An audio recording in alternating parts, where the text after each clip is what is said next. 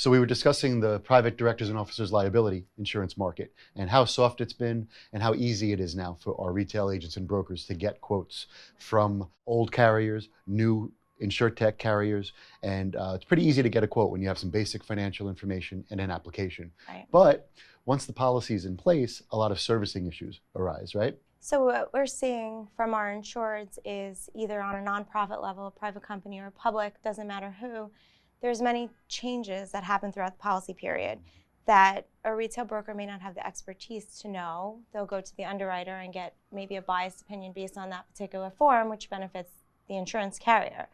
Why you use somebody like Jencap is we have the expertise to know what to ask for, what to not ask for before we go to an underwriter. Many times there's mergers, acquisitions, changes in ownerships throughout the policy period that we're able to know what to do before you go to an underwriter. Exactly. We give them the perspective of working with 50 plus insurance companies, whereas they probably work with 2 or 3 D&O carriers on a day-to-day basis. Right. And sometimes the answer the underwriter gives is one that should be negotiated, pushed back on, etc. We had that recent example where we found out that the company actually had a parent company. So ideally, the parent company should have been on the application, and that should have been the insured. So now we're in a situation of trying to add that company to the policy later. And our underwriter was giving us a lot of pushback and difficulty, but we were able to handle that.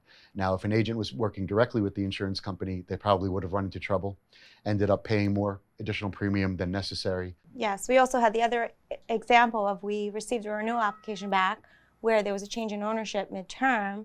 The underwriter just wanted to basically null and void the policy per the wording and give no coverage back to the date of transaction. Exactly. We were able to get them to waive that provision and keep the policy in place and have current coverage. Exactly, and that's happened dozens of times, yes, if not more.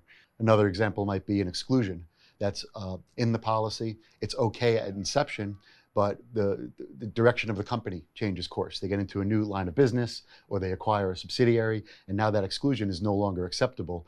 We make sure to continually review the policy provisions. I think a lot of people get a false sense of security with D&O, where they look at the policy when they bind it, and they may not look that different from one another, and they kind of forget about it after the policy is in place, and they don't take the exposure changes into consideration. And the other thing that we bring to the table is we can package the D&O with other lines, right? Right.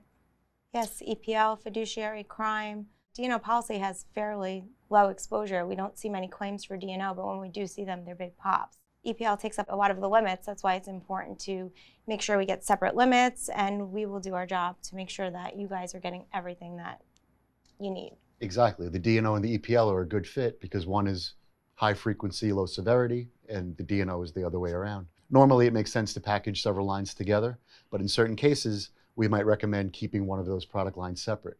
For example, if the insured is in a class of business where they deal with unions a lot, or they have a very large benefit plan, we might recommend a separate fiduciary liability policy. Another example might be if a company goes bankrupt. If a company goes bankrupt, some D&O carriers will want to terminate the policy immediately. Some will add wording to provide the coverage that's necessary, and we could also navigate the client through that process.